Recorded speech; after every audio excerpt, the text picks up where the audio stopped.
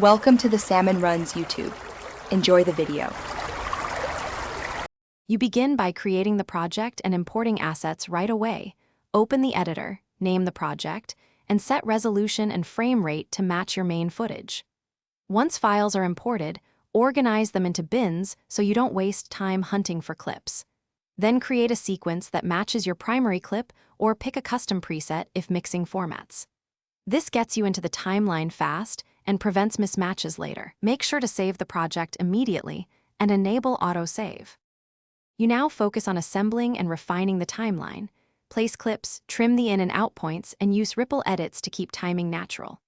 Once the rough cut is set, add B-roll, transitions, and lower thirds. Apply keyframes for motion when needed. Then switch to color correction. Adjust exposure, contrast, and white balance, followed by audio work.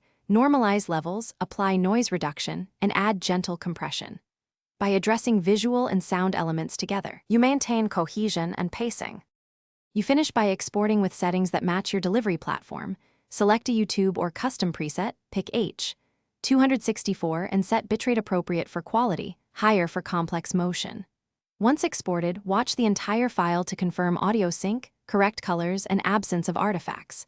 If problems appear, clear the software cache, update or reinstall codecs, and re-export a short test clip to isolate the issue. Finally, keep a master project file and an exported backup in case you need. Thanks for watching. Consider subscribing if we helped you.